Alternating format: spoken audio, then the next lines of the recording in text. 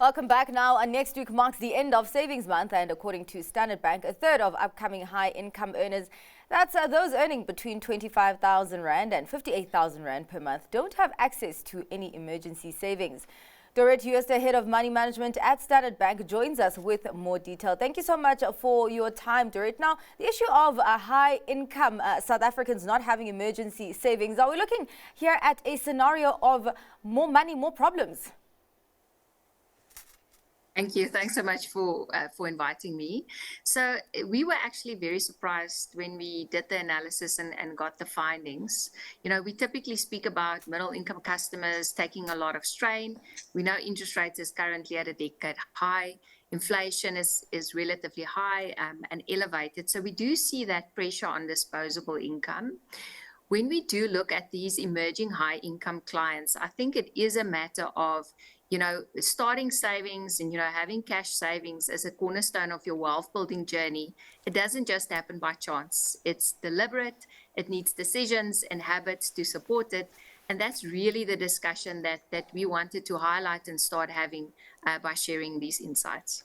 Doret, from a money management perspective, and I think an important part of any South African's life with their finances, their personal finances, that you're more likely to be offered debt before you're offered any savings products. Could it be also the system, the financial services institutions, as well as, of course, ordinary citizens, and how we work together to create a savings culture?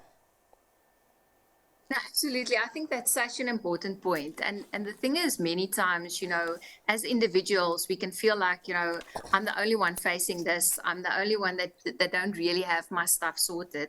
And by sharing these insights, it's really opening the discussion and, creating a platform for us to share very real, practical ways in which we can all individually start changing, taking more control of our money and start changing our financial destinies.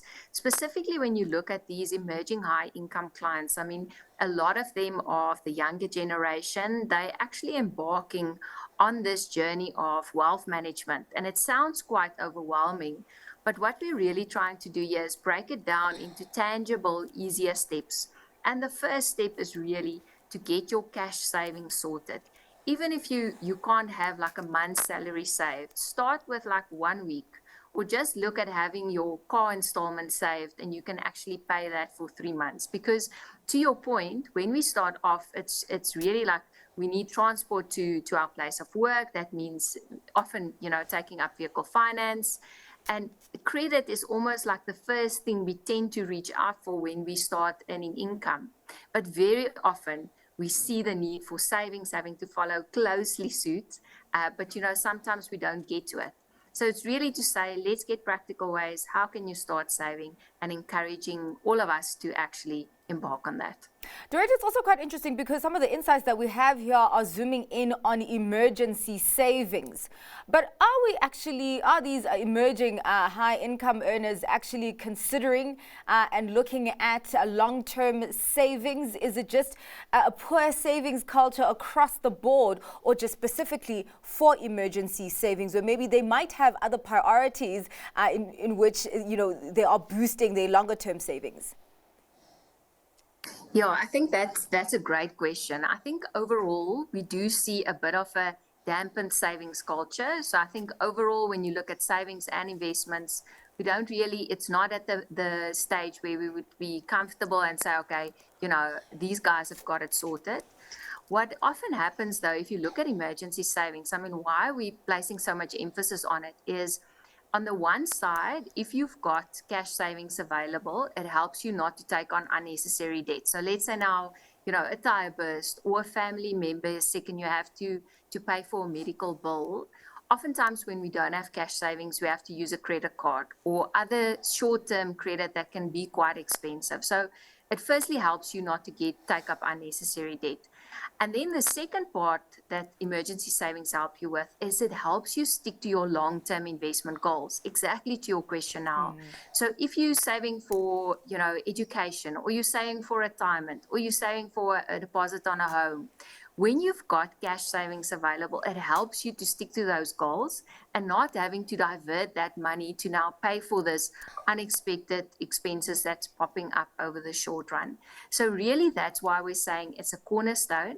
And even if you're doing long-term investments, building up this cash pocket can stand you in good stead over the long term.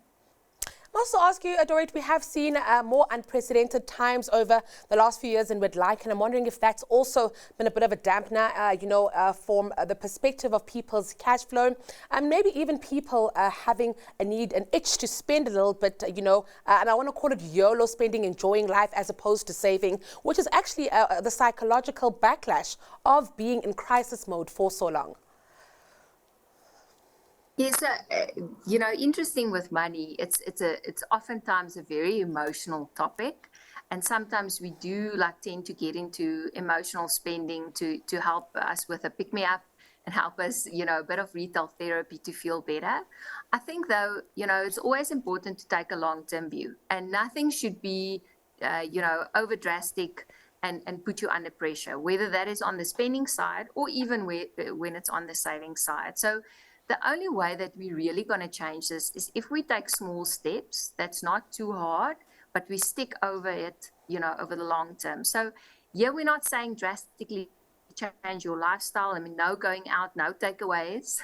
What we're saying is, that small nyana amounts that we often snub. So the 50 rands, the 100 rands, the 200 rands. Start putting a plan in place to put that away. Start stashing it away. And over 12 months, when you look back, you'll actually be surprised over how much you got to save.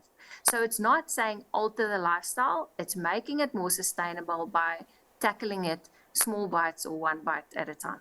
Definitely building the plane while flying it. Thank you so much for your time, Doret. That was Doret Jooste, head of money management at Standard Bank.